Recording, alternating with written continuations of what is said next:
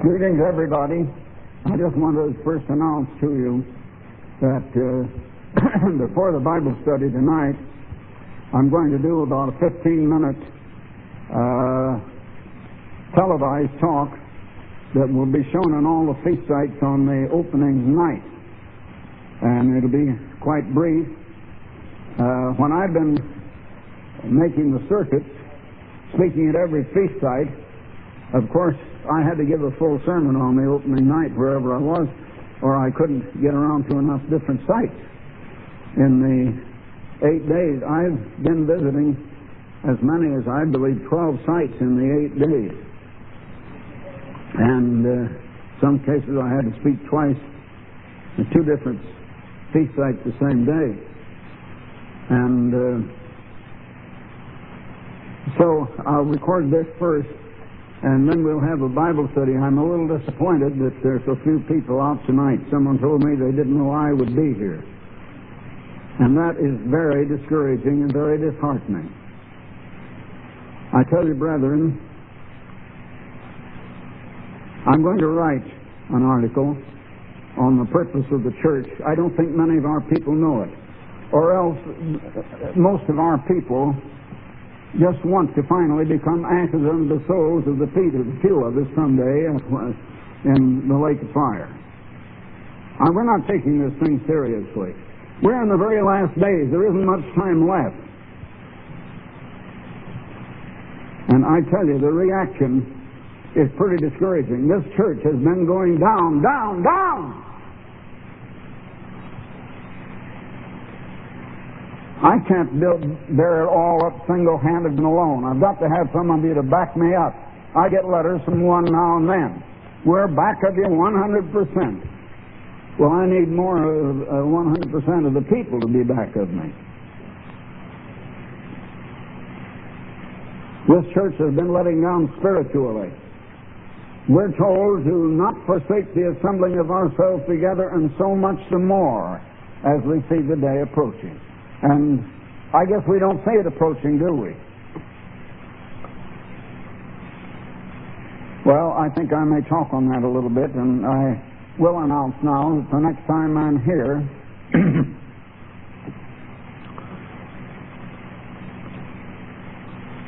I can't tell you now, it'll be next Friday night or not, but the next time I'm here, I'm going to get back to prophecy.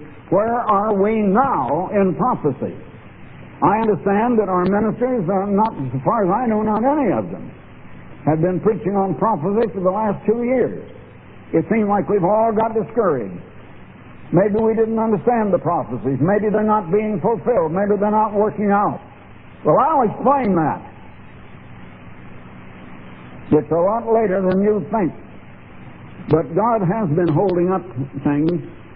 You ever read in the 7th chapter of Revelation how when we get to the place that we haven't reached yet, that'll be after the Great Tribulation, and after God sends these terrific mind-shattering almost signs in the heavens, and the stars, the sun and the moon, to sort of shock this world into realizing that there is a God after all, and He's beginning to intervene. And instead of the things going right on that are scheduled to go at that time, and the last plagues and the second coming of Christ, God sends an angel and says, wait a minute, hold up. I've still got something else that we got to hold up until it gets done. Do you know that that's what happened after 1972, and God has held things up until this job gets done? And so we get discouraged and we decide, well, my Lord delays His coming. Maybe He's not going to come at all. Now, what I'm saying is for the empty seats that are not filled. Obviously, it's not for you people who are here, and it's just too bad that the ones who need it aren't here to hear it.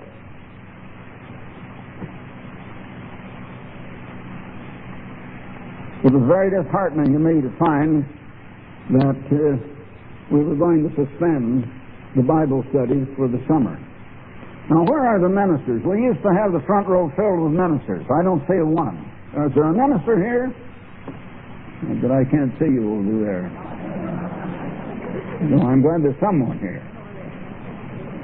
A lot of the ministers think, oh, well, I don't need to go unless I speak. And if it's that Herbert Armstrong speaking, I don't want to hear him anymore anyhow. I don't know whether that's what you think or not. I know none of you would be here if God hadn't used me. I wonder how many of you think you would be here if I hadn't been used. You know, if you do, you better think twice.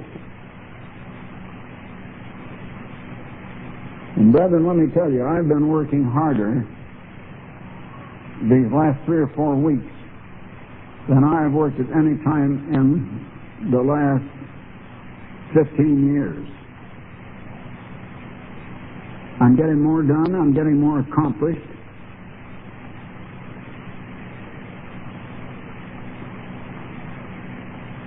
And it's pretty hard to go against everything that everybody just lays down and does nothing.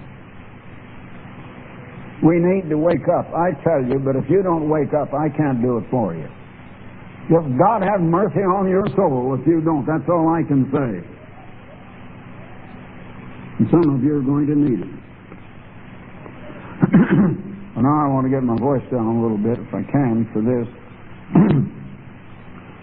Because you will hear this again on the television screen, the opening night of the feast, wherever you are.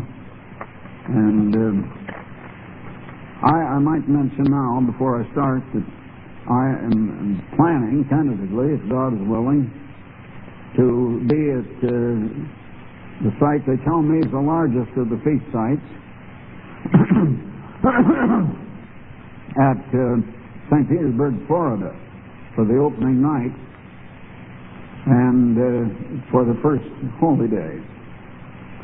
And they probably will have to hear this a day or so later, or else not hear it at all, because I will be there in person on that opening night. And I won't say much more than I'm saying here, because I'm not going to preach a whole sermon on that. Now, I believe it's a Sunday night. I'll have to check that with the calendar again. But and then preach a whole sermon the next day. But naturally, I'm not making any effort to cover all of the feast sites in the United States and Canada again this year, as I have done at least one feast site in Canada several years up until last year. And last year I was just starting to recover from complete heart failure, and I wasn't able to attend the feast at all. But God has brought me back, and I'm here, and I tell you, the day is coming, and Christ needs the church all prepared and ready. And I think we're a long ways from that. I don't know how to wake you people up. I frankly don't. I just sort of give up.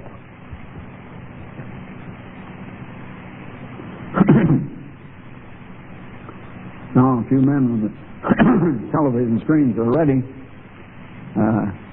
I'll open up, and we're going to have to pretend that this is the opening night now of the Feast of Tabernacles, if you will, for just about 15 minutes. Well, greetings, everybody. Once again, let me ask, as I used to ask time and time again, year after year at these festivals, why are we here? I wonder if you realize that this is the largest annual church conclave or convention on the face of the earth.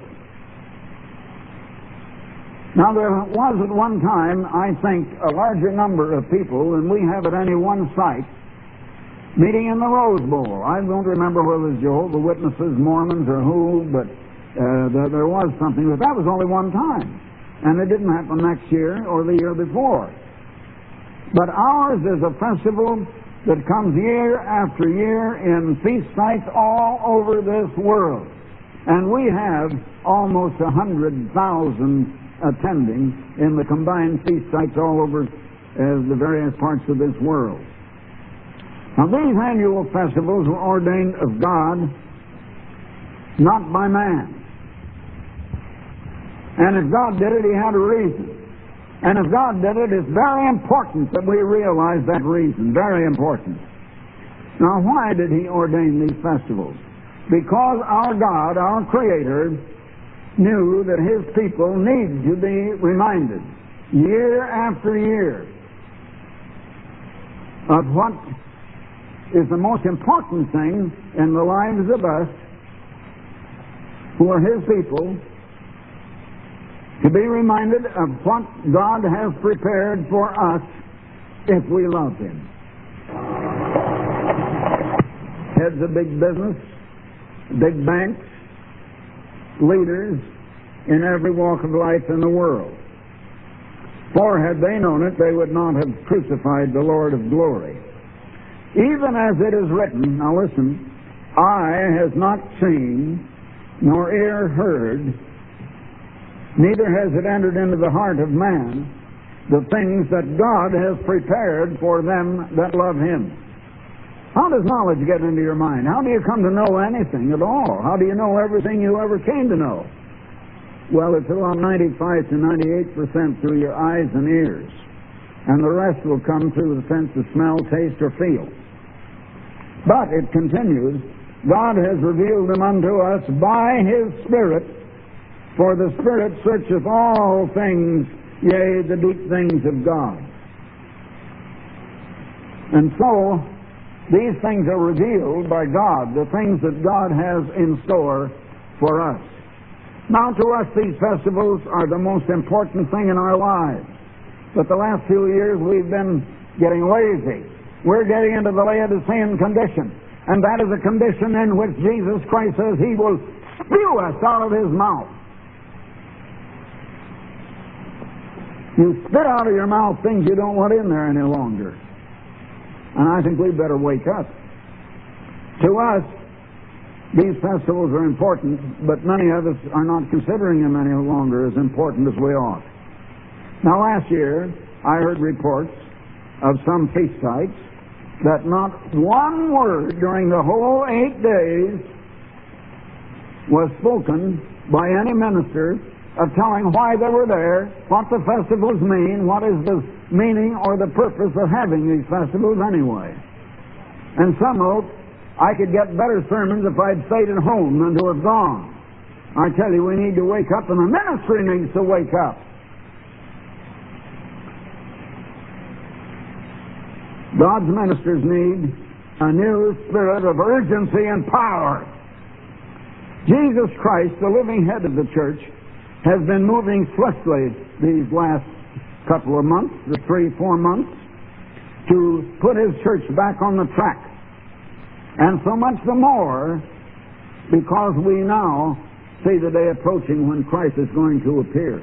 We're in that generation, and we're the ones that are getting sleepy. And we're asleep at the switch, brethren, and we're deciding that my Lord delayeth His coming. Let's slumber and sleep. And reading the 25th chapter of Matthew, while some of them were slumbering and sleeping like that, the Lord came. And the door was shut, and they pounded on the door and tried to get in, but Christ is going to say to those, go away, I never knew you. You haven't known me, and you haven't cared.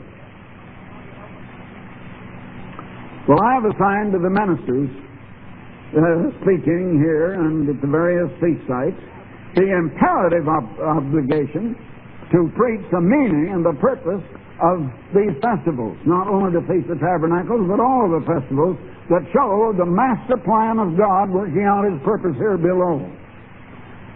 Now, I plan to speak on this very theme tomorrow on the first of the holy days. Let me say that this is the 51st year of these festivals for me. I first began keeping them with my wife. My wife of 50 years that was taken from me in death now, way over 11 years ago. But God has given me another wife finally. But she and I began keeping these festivals alone for 7 years. because we told the brethren that I had discovered that they were ordained forever and that we should be keeping them now, that Christ did, the early apostles did, the early church did. And when I told the brethren in the church then, and they were the church that we find described as the Sardis church in the Bible, the one that was spiritually dead, they laughed me to scorn. That's all. And they would not keep these festivals, and so far as I know, those same people have not begun to keep them even to this day. And my wife and I kept them for 7 years until the parent church of this Philadelphia era of the church was founded in August of 1933 in Eugene, Oregon. And that is the parent church. And so I've been continuing to keep these festivals for 51 years. Now I know that I'm the only one here that can say that, but I just want to tell you how much gratitude it gives me to see that it has grown into what is now the largest festival or convention or conclave held by any church or religious organization or group on the face of this earth every year. So now there will be announcements. I will see you again tomorrow, and so I will say good night until tomorrow.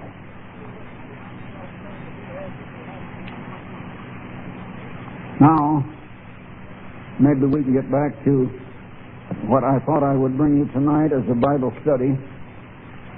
And maybe I should have gone right into the prophecies, but I had something else that I thought I would go through. Did you ever wonder about the temple that Christ is coming to? Now you read in Malachi, the first chapter, the third chapter, in the first verse, Behold, I will send my messenger, and he shall prepare the way before me. Now that messenger was a human messenger, and for Christ's first coming, you'll read in the first chapter of Mark, and beginning with verses 1, 2, and 3, and along in there, that it was John the Baptist preparing the way for the first coming. And the Lord, whom you seek, which is Jesus Christ, shall suddenly come to his temple. Well, what about that? Where is that temple? Now, I remember we were discussing that over at Bricket Wood some 10 years ago.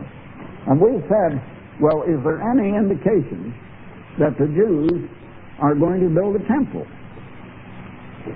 And there was a rumor that maybe the Jews, when they took Jerusalem in the Six-Day War, and that was back, in fact, that was just after my wife died in the year 1967, and the Israelis took over the old city of Jerusalem. And Jerusalem, you know, like the city of Berlin, had been a divided city up to that time. And many of us wondered at that time if the Jews were going to demolish the Dome of the Rock, which is the large Muslim temple there, and build a temple to which Christ would come. But I don't know why we didn't understand. It's very, very plain in the Bible about that temple. And I thought maybe it would be good if I would explain that to you tonight. Now, these books in the Old Testament are not so-called Old Testament stuff. They were written for us. I'm going on to the book of Haggai. What I just read was in the last book in the New Testament, in Malachi. But these books were written at a time when both Israel and Judah were in captivity, and the only people at Jerusalem were that small contingent, comparatively small, of the Jews who had been sent back 70 years after the destruction of the temple, which means about, let me see, that would be right around 475 B.C. to build the second temple. And So, as a matter of fact, this book of Haggai talks about the building of that second temple. As it starts out, you may think this is just some old history. Oh, no, it isn't. This is a prophecy for now. So, let's listen. In the second year, this is Haggai, it's about the second or third to the last book in the Old Testament. In the second year of Darius the king, and this was the Medo-Persian Empire now, in the 6th month, in the first day of the month, came the word of the Eternal to Haggai the prophet, unto Zerubabbel, the son of Shealtiel. Now Zerubabbel was the governor of Judah, and to Joshua, who was the high priest and the son of Josedek, saying, thus speaketh the Eternal of hosts, saying, this people say, the time is not come, the time that the Lord's house should be built. You know that that's a prophecy for today, and that that's what we're saying today, and when you see what the Lord's house is, you will see that what I've been saying to you up to now is absolutely true. Then came the word of the Eternal by Haggai the prophet, saying, is it time for you, O ye, to dwell in your sealed houses, and this house lie waste? The temple, they were sent there to build the second temple of God. And that's the one that was still there extant at the time that Jesus Christ came. Only the Roman King Herod, who was king over that part of the Roman Empire, occupied by the Jews at that time, had added some to it and enlarged it somewhat. But it was the same temple. Is it time for you, O ye, to dwell in your sealed houses, and this house lie waste? Many of us are more concerned about the houses in which we live than the house of God that I'm going to show you about. Now, therefore, thus saith the Eternal of hosts, consider your ways. Now, this is true today. Notice this. Ye have sown much, but you bring in little. Ye eat, but you have not enough. You drink, but you are not filled with drink. You clothe you, but there is none warm, and he that earneth wages to put it into a bag of holes. Do you recognize that as being true today? And inflation is going up and the value of the dollar is going down. Now, there was supposed to be a postal strike today. It's been postponed a day or two. And we have taken precautions that if that goes into effect, our Gulfstream 2 airplane will go around and pick up the tithe money of the people at various places. Local churches will have someone take it by automobile to each of these places. And we'll have our own postal service if they're going to strike. And God has provided us with a way to do it. And where there's a will, there is a way, brethren. The only thing is, I think we lack a lot of that will. Now continue verse 7. Thus saith the Lord, or the Eternal of hosts, consider your ways. Go up to the mountain and bring wood and build the house, and I will take pleasure in it, and I will be glorified, saith the Eternal. Now, he's talking here literally about the second temple that was built at that time, as I say, about 475 years before Christ.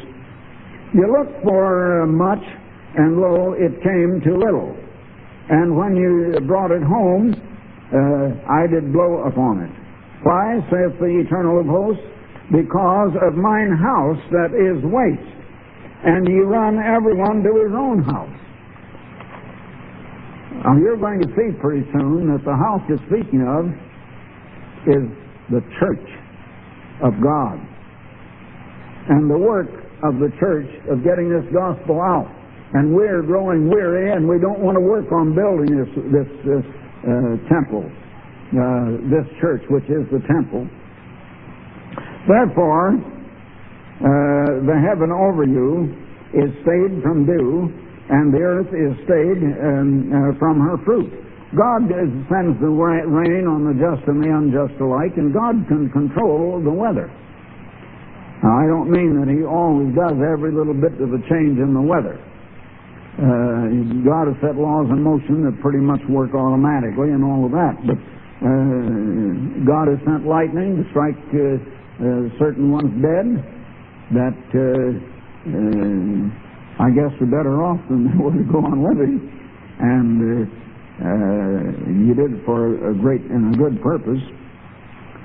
And I call for a drought upon the land, and upon the mountain, and upon the corn, and upon the new wine, and upon the oil, and upon that which the ground brings forth, and upon men, and upon cattle, and upon the labor of the hands. Then Zerubabbel and Joshua, the high priest, with all of the remnant of the people. This was just the remnant of Judah that had remained now, that had gone back over there to build this second temple, obeyed the voice of the eternal their God, and the words of Haggai, the prophet, as the eternal their God had sent him. And the people did fear before, and I hope that's true of us today, that we really will. They did fear before the eternal. Then spake Haggai, the eternal's messenger, in the Lord's message unto the people, saying, I am with you, says the eternal. Look, brethren, if we are only with Him, let me tell you, the living Christ is with us. We've noticed attacks in the public press. Not only our two newspapers here in Los Angeles and Pasadena, but in Time magazine and other magazines all over the world. There's been a lot about us in the daily newspapers in London, England. And people read about us all over. But let me tell you, whenever something like that happens, I don't worry about it, but I do go to the throne of grace. I do go to my knees and go to Jesus Christ, the living head of this church. And He has delivered us every time. And He will. But we've got to believe that He is living, that He is here. While I'm thinking about it, let me tell you something else that has come to my mind. I'm going to have to write something, get it into the good news on this line, and try to get it to the whole church as soon as I can. There are too many people that are wondering, well, now, who's going to take over if Mr. Armstrong dies? I'm supposed to die right away. Because, of course, a lot of people do die before they're as old as I am now. But whether or not I die is going to depend on whether the living Christ lets me or whether He keeps me alive.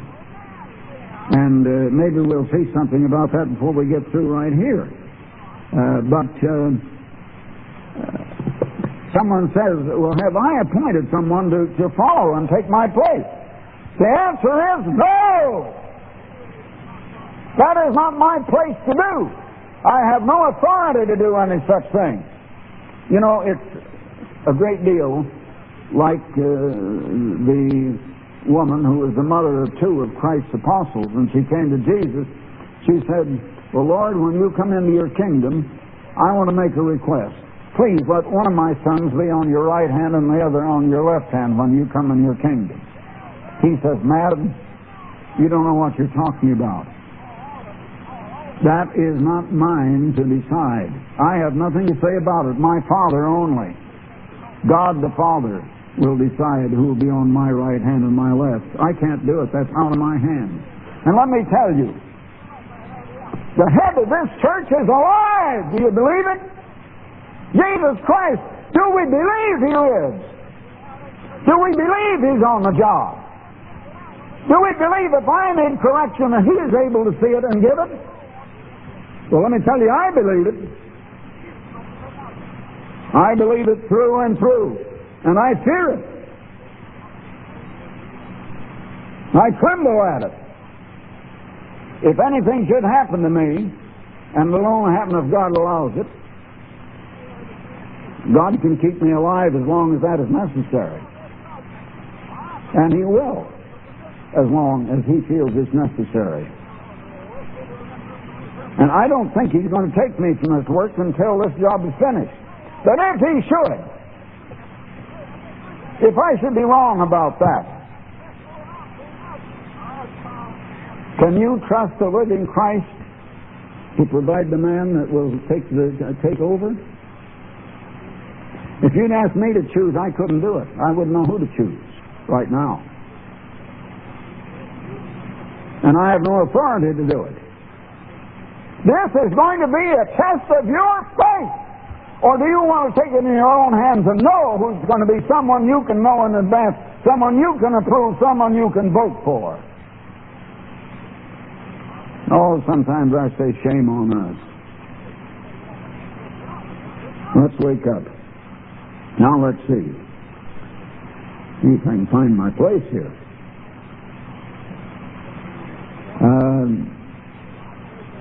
Then spake Haggai, the Eternal's messenger, in the Eternal's message unto the people, saying, I am with you, saith the Eternal. I think that's where I was. And we need to realize that He is with us. And He's going to take care of His part of it. I am not here because a lot of people decided to vote for me or put me here. You had nothing to do with me becoming God's apostle.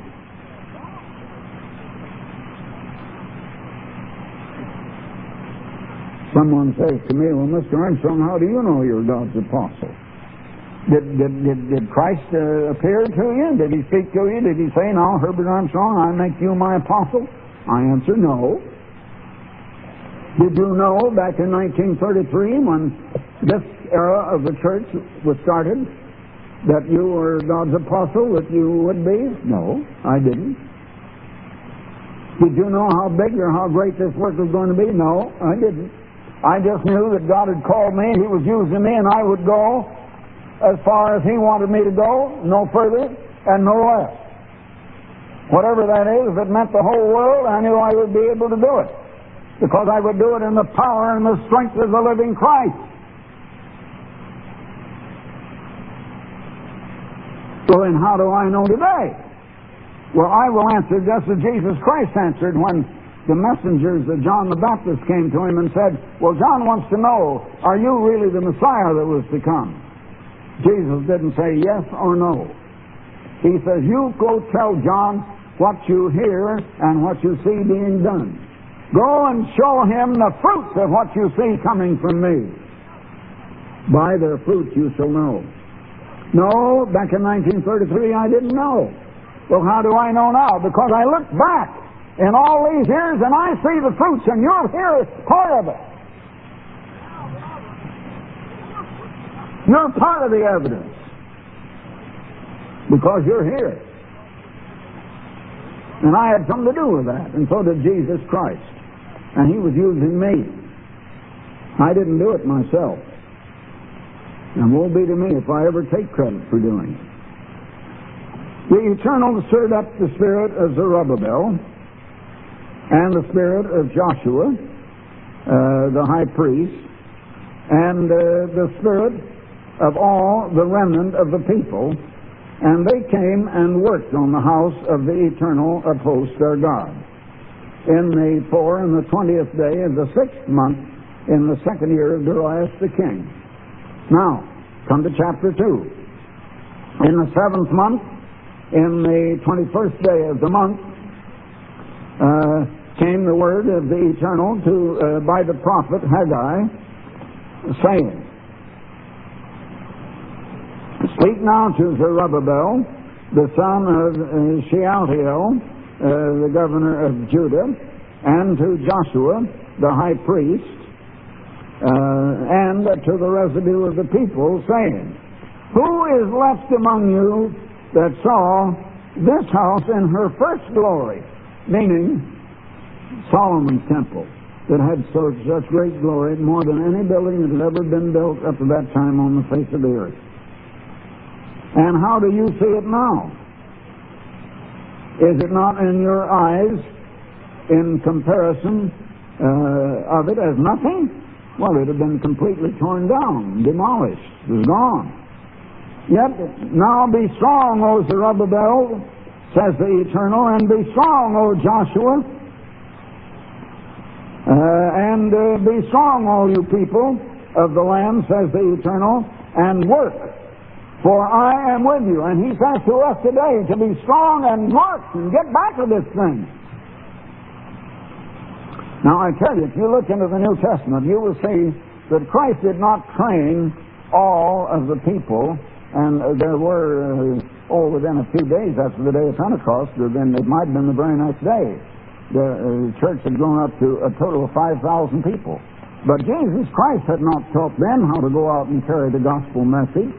It was only those that became his apostles. Later, he taught and apparently appeared after he had gone to heaven, and yet came down and appeared to Paul the apostle in Arabia and taught him just as he had taught the other apostles. God sent them. Apostle is a word that means one sent forth. One sent forth. I am sent forth. And if I go forth and leave here, some people say, well, why isn't Mr. Armstrong staying here in Pasadena and taking care of the church? I'll tell you why. The church is supposed to help me, not me to take care of you. I am one sent forth with the gospel message.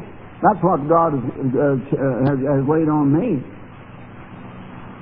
Christ didn't work from 9 till 5 in an office. He went from one city to another. Christ, there's a great deal of evidence that he had even gone over to Britain and to Western Europe.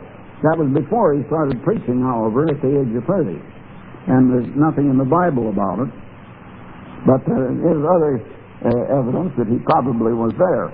I've often thought that he probably was at the very place that is the site of the Ambassador College in Bricket Wood in England. And there we have 5 of the most beautiful cedars of Lebanon, and there are not over 20 or 30 cedars of Lebanon left in Lebanon. They're up high on a mountain. I've seen them and photographed them. They've all been cut down, but the most beautiful of all are on our own campus over there. And I think, though, that we're about to consummate a sale of it because we have no further use for it now. Now, let's see. I'm losing my place here. For I'm with you, says the Eternal of hosts. According to the word that I covenanted with you when you came out of Egypt, so my spirit remaineth among you, fear ye not. Brethren, is God's Spirit still with us in this church? We're getting a little bit spiritless, and we need to revive with the energy and the vitality of the Spirit of the living God. For thus says the Eternal of hosts, yet once, and be a little while, and I will shake the heavens, and the earth, and the sea, and the dry land. Now when is that? He hasn't done that yet. Now he begins to talk about us today. That's the point I want you to see, that all of this about Zerubbabel and Joshua the high priest building that temple was about the building of the real temple today to which Christ is going to come. Now, let's listen. I will shake all nations, and the desire of all nations shall come, meaning Christ in that case, although they don't really desire him, and I will fill this house with glory, says the Eternal of hosts. Now, I don't think that he ever did in that sense that is intended here fill that second temple with glory. But now he's talking about a different temple. That was only a type of it, typical of it, a forerunner of it. Now he carries on and says the silver is mine and the gold is mine, says the Eternal of hosts. The glory of this latter house shall be greater than of the former. The glory of that second temple never remotely compared to the glory of Solomon's temple, and yet he's talking about a temple that will be far greater in glory than Solomon's temple. He's talking about the temple to which Christ is coming now in our time, in our living generation. Now, keep your ears and your mind open, brethren. You're going to hear something here. And in this place will I give peace, says the Eternal of hosts. There's no peace on earth yet.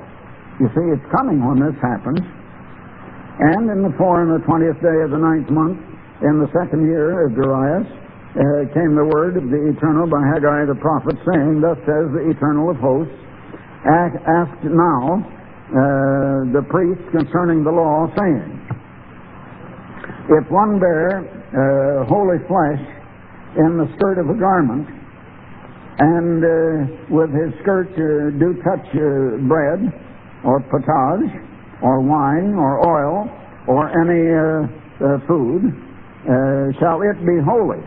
And the priest answered him and said, No. Then said Haggai, If one that is unclean by a dead body touch any of these, shall it be unclean? And the priests answered and said, It shall be unclean.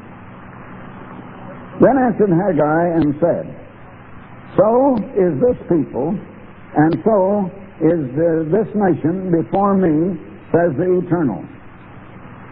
He's talking now about our nation today, and he's talking about our church today, and I'm going to prove it to you.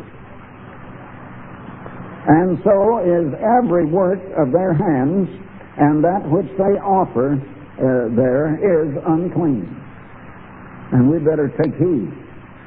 And now I pray you come consider from this day and upward, from before a stone was laid upon a stone in the temple of the Eternal, or the beginning of today's church of God, in the Philadelphia era of the church today, since those days were when one came to an heap of 20 measures, there were but 10. When one came to the press fat for to draw out 50 vessels out of the press, there were but 20. I smote you with blasting and with mildew and with hail in the labors of your hands, and yet you turn not to me, says the Eternal. He's speaking of us today, my brethren. Consider now, from this day and upward, from the 20th day of the 9th month, even from the day that the foundation of the Lord's temple was laid, consider it. Now I have marked here in my Bible, see the glory of the second temple greater than Solomon's, ? No. This is speaking of the day of God and the temple yet to be built, which is the worldwide church of God. And it's pretty well built already. The fig tree and the pomegranate and the olive tree hath not brought forth. From this day I will bless you. And God has blessed this church. But we are getting very lazy in returning His blessing and being appreciative. And again the word of the Eternal came unto Haggai in the 20th day of the month, saying, Speak unto Zerubabbel, the governor of Judah, saying, I will... Now he doesn't mention Joshua the high priest now, but speak unto Zerubabbel, the governor of Judah, who was the one who was sent to build this temple. I will shake the heavens and the earth, and I will overthrow the throne of kingdoms, and I will destroy the strength of the kingdom of the heathen. You know that has been occurring in the last 4 or 5 years at the rate of one a month. The kingdoms haven't been completely overthrown. It was the throne of the kingdom being overthrown, a military coup, turning it into a military government, or the military... Now that happened in Greece, and then about a year or more ago, the military government decided to turn it back to civilians. And it's just a change in the government, just like we have a change when we elect a new president.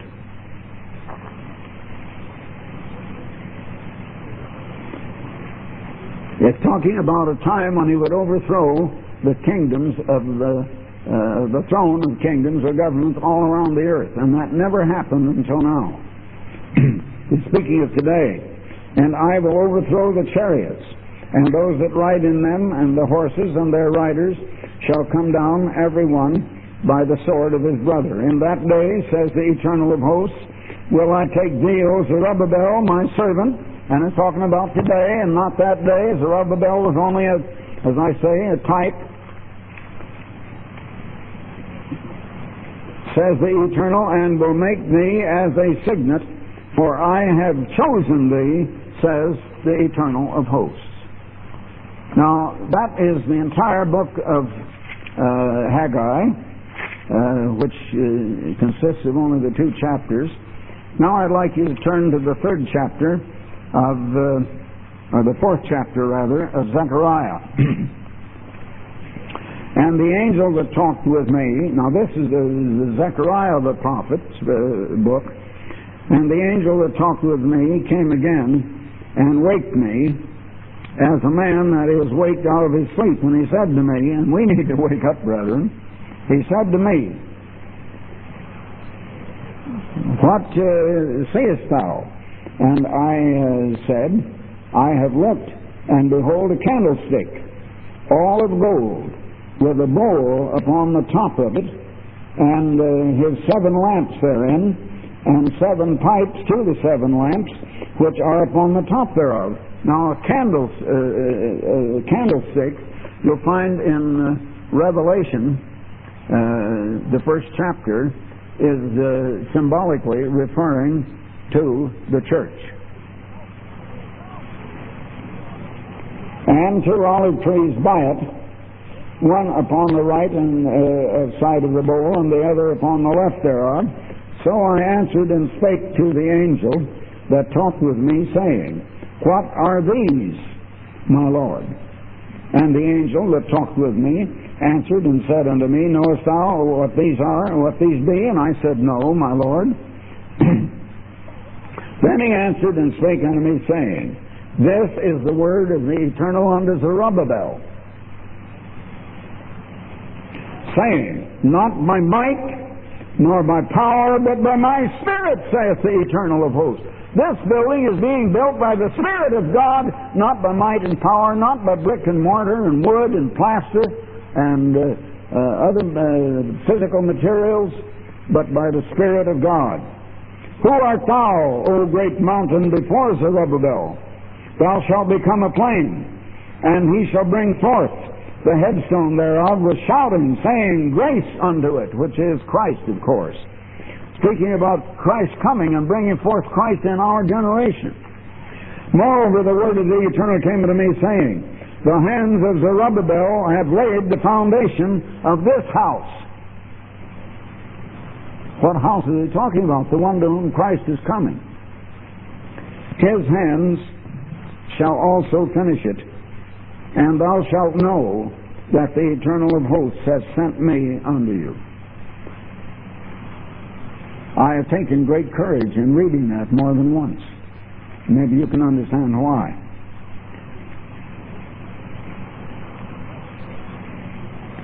For who hath despised the day of small things?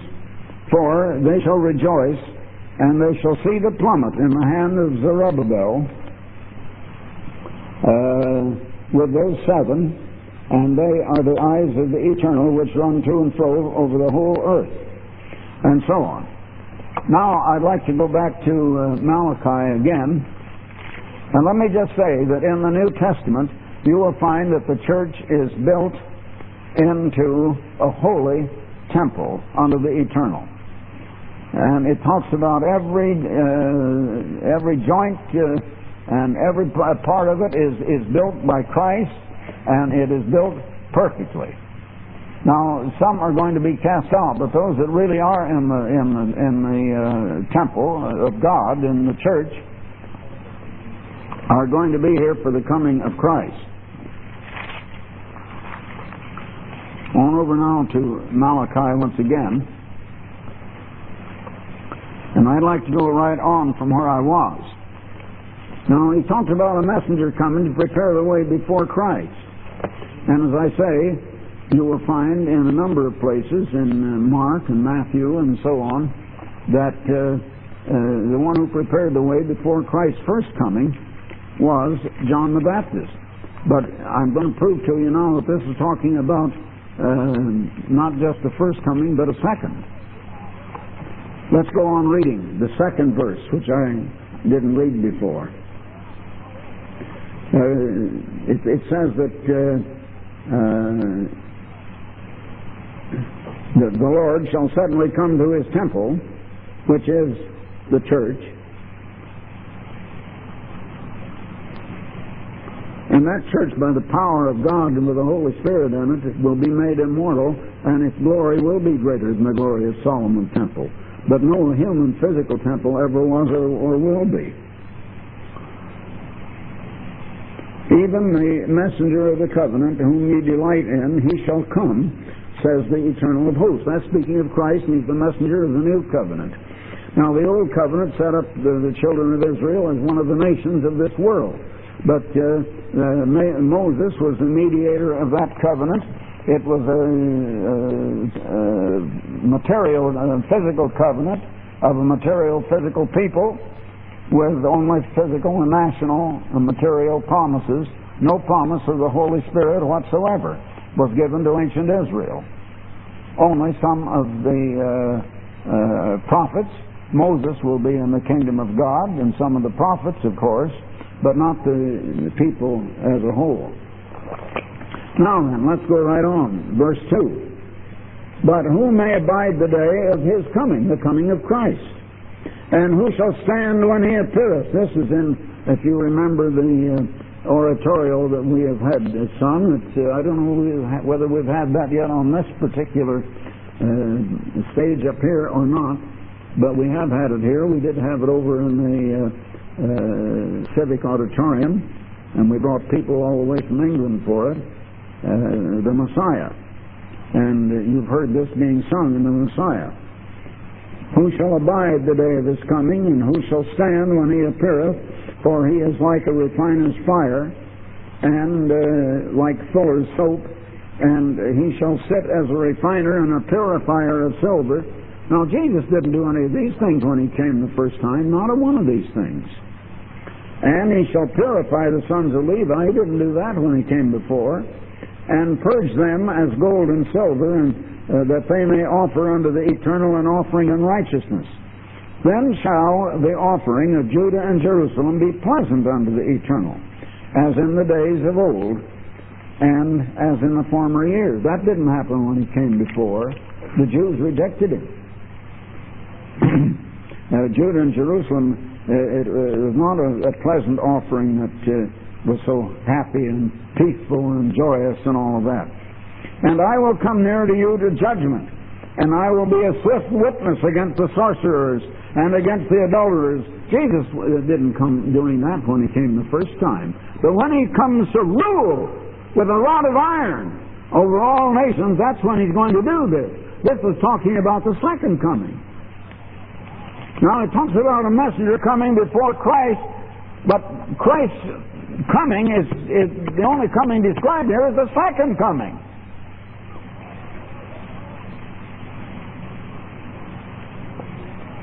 Do you think if he had John the Baptist preparing the way before the first coming of Christ, he wouldn't have someone preparing the way before his second coming? When he's coming in glory, in the power and spirit of God Almighty, in all the supernatural power to rule the whole world and to take over the thrones of every nation on this earth? And I will come near to you to judgment, and I will be a swift witness against the sorcerers. I guess I read that. And against those that oppress the hireling in his wages, and the widow and the fatherless, and that turn aside the stranger from the right, and fear not me, says the Eternal of hosts. For I am the Eternal, I change not. But some people think he's changed. Some people say, this is Old Testament stuff. This doesn't apply to us today. The only people that could have read this were a little contingent of a part of the tribe of Judah. And there might have been a little of Benjamin and Levi among them. But none of Ephraim and Manasseh, none of the 10 tribes were there. And not even but a small part of Judah.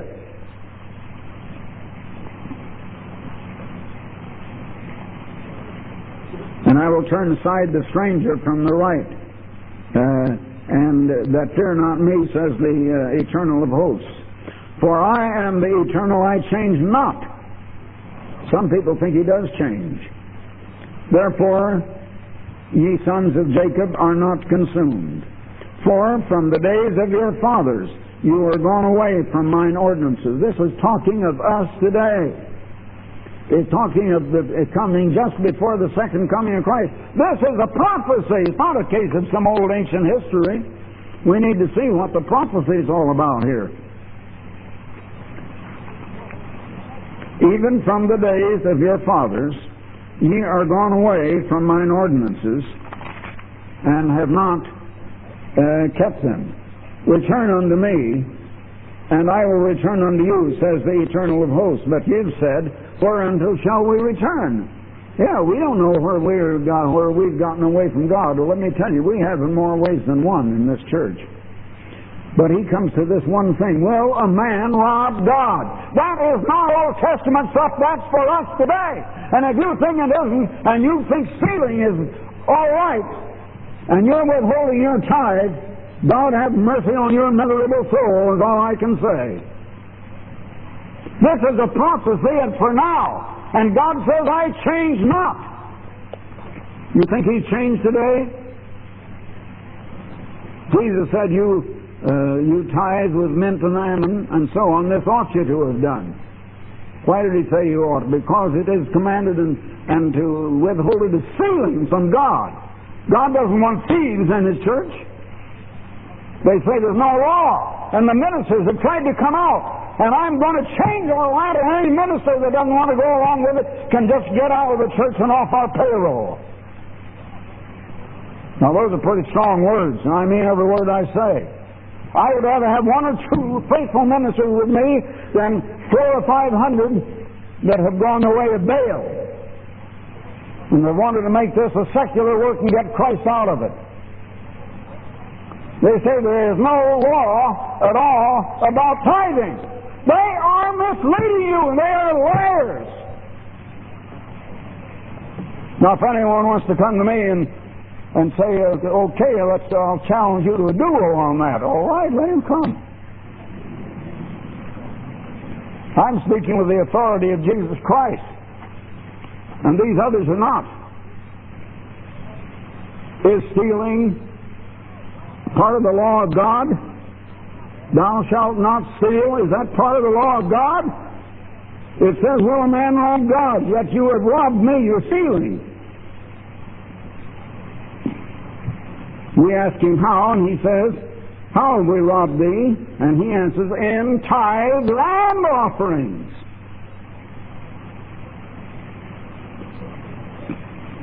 You're cursed with a curse. And this church has been cursed with a curse, and this is one of the reasons. And I'm going to try to knock that out. I think maybe we're going to lose a few members.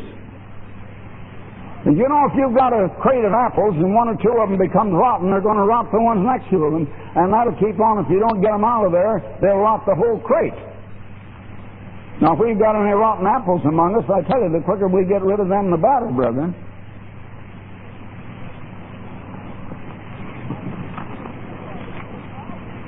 You're cursed with a curse, for you have robbed me, even this whole nation. Bring ye all of the tithes into the storehouse. That's to God's church, and not just to any individual you want to.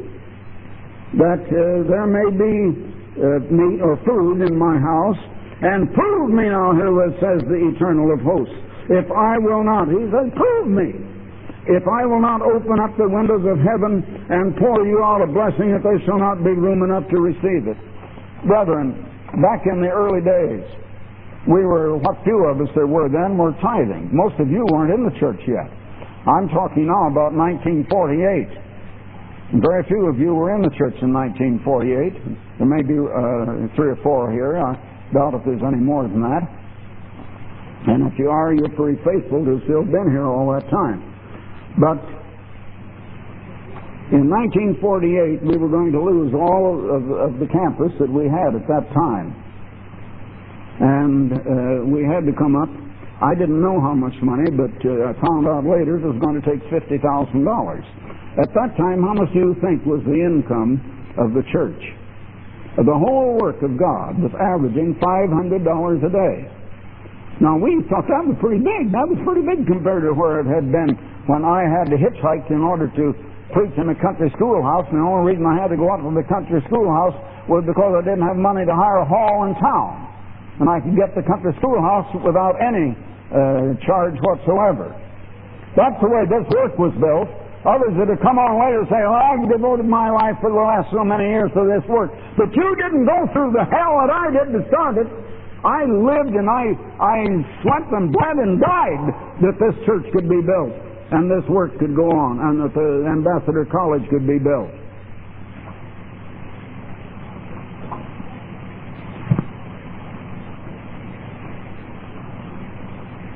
And we were going to have to turn a lease and option on what is now just a library building into a sale, and there had to be back taxes and back property tax and insurance to be paid. And what I didn't know is that the man we were purchasing it from had also borrowed about $17,000 or $18,000 that he was delinquent on and he had not paid. And he couldn't turn it over to us until that was paid, and we had to have enough money to pay him that much before we could even get the property. I had done everything I knew how. I had sent letters telling people of the situation, but the money didn't come. I had gone, and this was before Mr. Rader's time, when we had Bolivar O'Rear, who had been for some 10 years an attorney in the Internal Revenue Department at Washington, D.C. And Mr. O'Rear died a good many years ago now. But he was our attorney at the time. And he and I went to Washington and to a lawyer friend of his that he thought was a specialist in this kind of thing and could help us raise the money. We tried every way we could, and the money didn't come. Then I got on my knees and I asked the mother, let's fast and pray and let's take it to the Lord Jesus Christ. And we did. And you know that about Thanksgiving time, I had to have this by about the 15th of December. And about Thanksgiving time, lo and behold, one day, instead of the $500, was it $2,000 or $3,000? I believe it was $3,000 came in. I've got to go back. I've printed this before. Some of you may remember it better than I do. I believe it was $3,000. Anyhow, the next day, to our amazement, $3,000 came in, and we couldn't account for it. But we had fasted and prayed, and we had put it up to Christ. And that kept up for over 10 days until we had over $50,000 on hand. I finally came to find out that we had to have more money than I dreamed of, but Christ had answered and had sent every bit of it. I know, I've been through this. I've seen the answers to prayer. I know that Christ is living. I know that He hears us when we pray. And some of you have never had that experience. It's time that some of you get it. Get down on your knees and wear them out. I'll buy you a new pair of stockings or trousers or whatever if you wear them out. And some of you may need it. But this church is cursed with a curse if we don't tithe.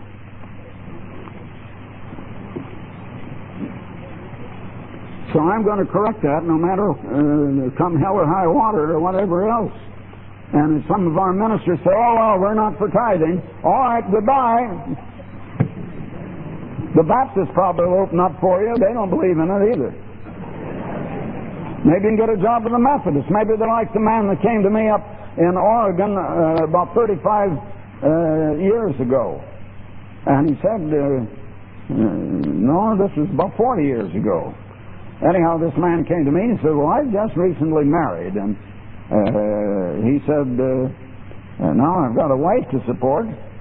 And he said, I'm a minister, but I have not had a pastor for some years. I've been out of employment. He said, Mr. Armstrong, do you know of a vacant pastorate in some church in this county? He says, I have to be in this county because my wife wants to live here. Well, I said, I know of just one. And so far as I know, that's the only one, but if that won't help you a bit.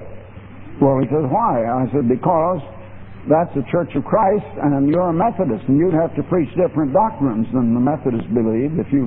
Yes, that's all right. I'll preach whatever they want me to. I just got to have a job. That's the way it is. Now, if we've got that kind of ministers,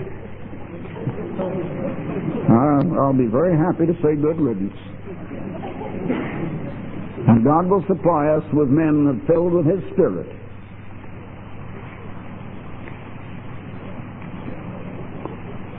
Well, and he goes on to show the blessings He'll pour out, and if we do obey Him and we trust Him.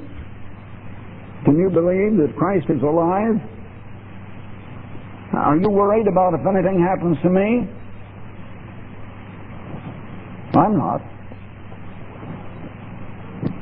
I know that God will do one or two things to either keep me alive or He'll raise up the right man that'll be His man. And it won't be someone that you people are going to vote on. You have nothing to say about it. You have nothing to say about the fact that I'm where I am. Christ did it. And there's no way you could have stopped it, is there? Christ put me in, and all of you put together couldn't put me out. Not if you wanted to. Some have said the church would desert me in the last 3 or 4 months of some of the actions that Christ had led me to take. The church is 100% solid. Believe you me, brethren. The church is solid. And we're not divided any longer. Up until 2 or 3 months ago, for the last 10 years, this church has been divided. And people said, well, who's in charge around here?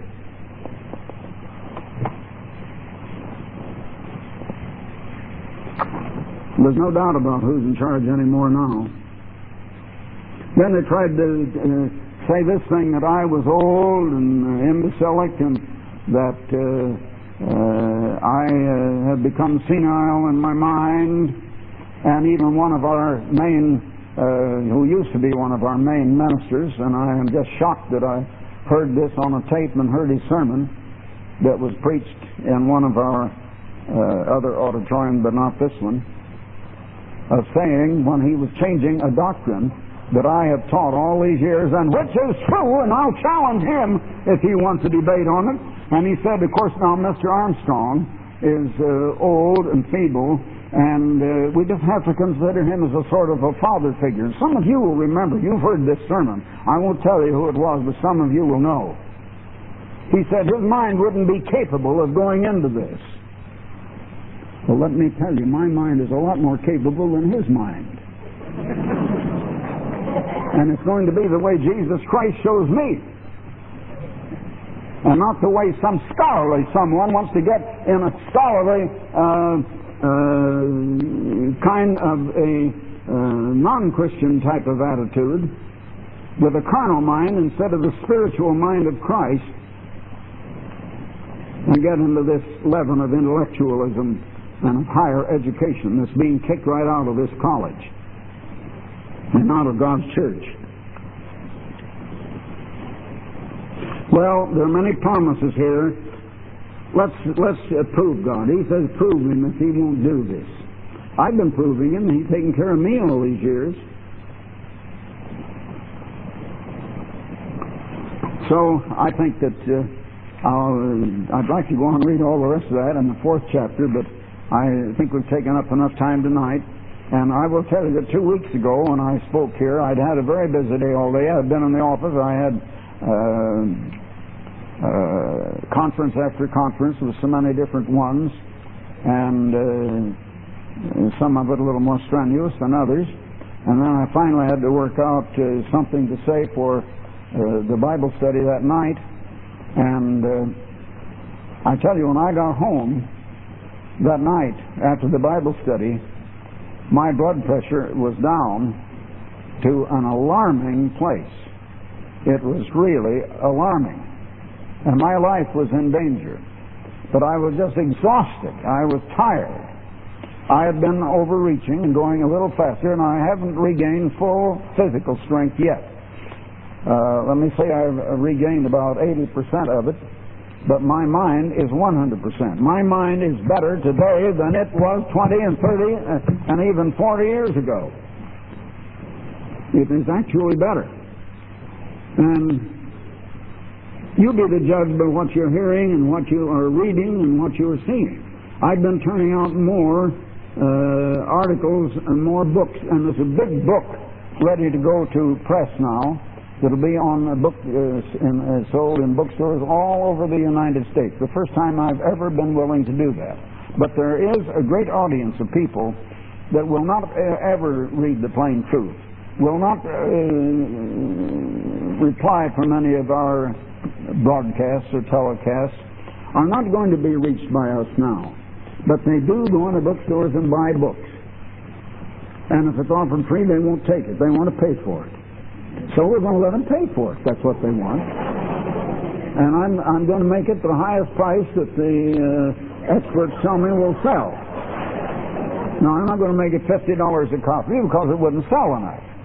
But it'll probably be in the neighborhood of, say, $9.90 or $10.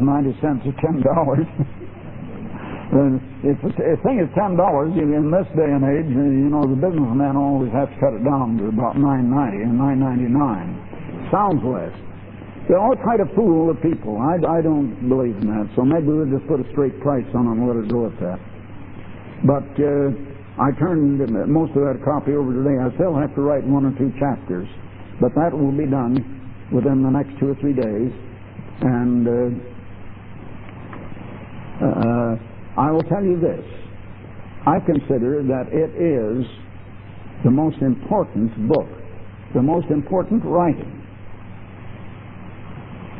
that has been written through any human being or by any human being in the last 1,900 years. That's how important I consider it. Now, it has already appeared, most of it, in the Plain Truth of 2 years or more ago in the tabloid edition, but I doubt if you read it. I told the one who was then the managing editor that I wanted this put in big type and I wanted it right up front. But he got orders. I was apparently not the boss, and I didn't know it. This was kept from me. Boy, would I have countermanded that if I had known. He was told, bury it in the back and put it in the kind of type that nobody will read it. And that's what happened. Well, those days are gone. Nobody else is going to say, just countermand what Herbert W Armstrong says. No one but Jesus Christ. I mean, but no one. So, I hope that'll be ready by the Feast of Tabernacles. And I don't know, books of that kind go out to the bookstores about twice a year, once in the fall and once in the spring. And we're hoping that if I don't extend myself too far, that we'll have it ready for the fall. But anyway, I don't overextend myself now tonight. And I'm going to rest you and let you go home and get some rest. Now, tomorrow afternoon, I expect to speak with the cameras. As you see, they're all here. And it'll be the message that I will not have a message for you people tomorrow, but you can sit in on it. It will be the message that will be televised and sent to every feast site in the world. I can't appear at all of the feast sites from the United States and Canada this year, as I've done in past years, but I will appear at every feast site on the screen, and it'll be shown on 16mm film on good-sized screens like the big one that we have up here when they let it down under the curtains, in every feast site all over the world. Not just the United States, but Australia, South Africa, South America, New Zealand, everywhere.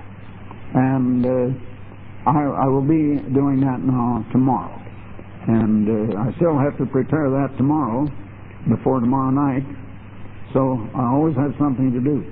Well, I'm working harder now than I worked 10 years, 15 years ago, even 20 years ago, and I'm having to come back and do it. God will give me the strength and the energy and the vitality. But will you let Him give you the strength and energy and vitality you need for your part, brethren? The apostle is the one sent, not you. You were to back. And you will find in the New Testament the church didn't go out. The apostles went out. Then there was one who had the Holy Spirit and had been a deacon who went out preaching, and that was Philip. And God blessed him because he had been with the apostles, but he then became a minister and became an evangelist. But the people as a whole were just back of those sent. An apostle is a word that means one sent forth with Christ's message. And I just look back at the fruits of the last 51 years, and I know by the same way that John the Baptist knew whether Christ was the real Messiah or not. I know. Because by the fruit you know. And that's how I know. Now have a good night's sleep, and I think I'm not as badly worn out as I was 2 weeks ago tonight, and I hope I'll have a good night's sleep, and I'll see you tomorrow afternoon.